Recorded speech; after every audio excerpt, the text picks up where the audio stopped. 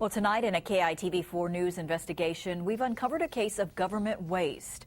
A high-tech, state-of-the-art emergency mobile command unit paid for with your tax dollars, sitting idle 2.5 years after it arrived in Hawaii. It's a nearly $750,000 million white elephant. KITV4's Keoki Kerr joins us now. Keoki, I know you've been asking a lot of questions. Are you getting the answers? Paula, surprisingly, yes. You know, we found out that most of this vehicle was paid for with federal Homeland Security money. We found out why the state needs the unit, and better yet, our investigation discovered why it is still parked in a warehouse and has never been used. This $700,000, 48-foot-long, 16-foot-wide trailer is supposed to be Hawaii's mobile communication command center in the event of a major disaster. Keaumoku Street for injured person. What you see here is the brains of the unit. This allows us to speak on multiple radio systems across multiple frequencies at any time. Lieutenant Sean Suha is in charge of the state sheriff's command post vehicle. It provides that ability for the leadership to know what's going down on the ground, but not be in that area. There's a second room where people like the governor, the public safety director, the mayor, and other top officials can meet and decide how to respond to a large incident. But it's never been put to the test. As you can see, the plaque on the front of the trailer is stamped April 2007. When it was manufactured on the mainland, and it arrived in Hawaii a few months later. Has this ever actually gone out anywhere yet? No, other than it coming over here, it's just been right here. For more than 2 years? Yeah, exactly.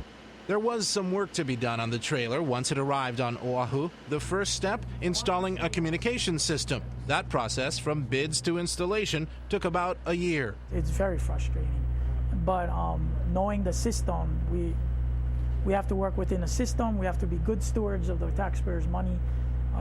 We have to follow procurement laws. The next step, find a way to get it from point A to point B. That's where this used tractor truck came in, and the Sheriff's Division bought it at the bargain price of $6,000 because a new tractor truck would have cost at least $80,000. We couldn't afford a new tractor and the trailer. We had to work within our budget. And so because we spent most of the monies purchasing this and outfitting it, then we didn't have what we thought would cover a new tractor. What was a bargain turned into an unexpected expense, $20,000 more in repair work to ensure that it would be reliable and strong enough to tow the massive trailer. So this is where we found that tractor truck, at Contractors Equipment and Service Corporation in Mapunapuna, still sitting nearly a year and a half later. Mechanics say although the tractor is drivable, it needs some work.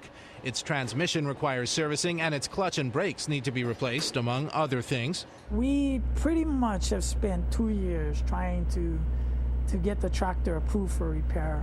Once again, at the division level, we've pretty much done everything that was possible to get the paperwork approved.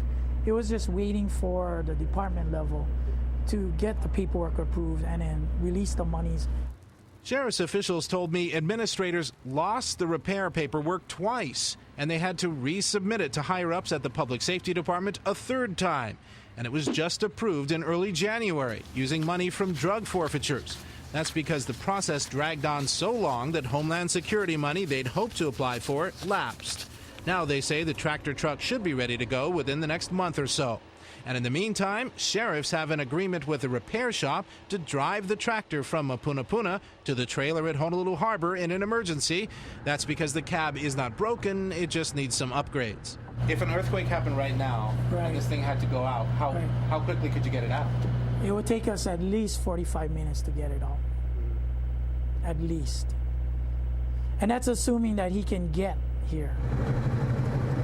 That means streets and highways have to be clear and not blocked by downed utility lines, or traffic isn't at a standstill with streetlights out, or gridlock as people head for higher ground if a hurricane or tsunami is on the way.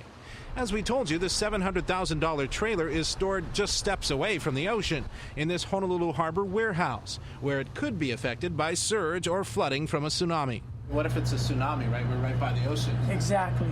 And that's why we needed to get it out of this location eventually. It's just that the state never had an asset like this, and nobody ever planned to put this anywhere. Suha says plans are underway to move the trailer to a secure location away from the waterfront. It appears a little Keystone Cops. State Senator Will Espero chairs the Senate Public Safety Committee. It's incredible that the personnel and the leadership within the department did not make this a #1 priority.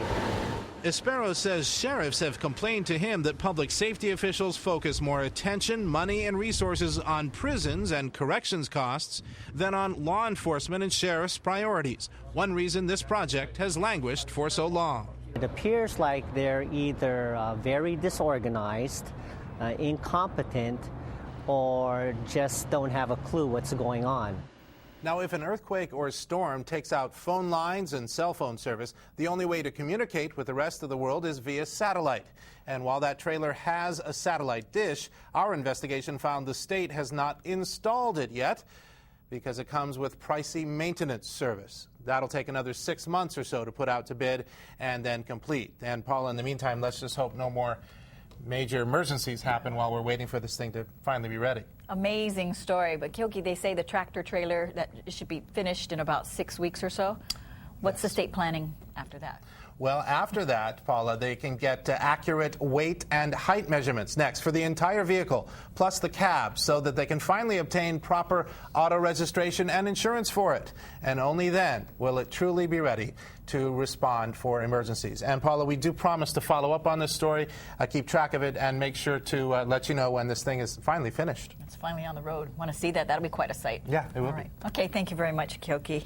Now, we'd like to hear your thoughts about our investigation. Tell us if you know of any examples of government waste.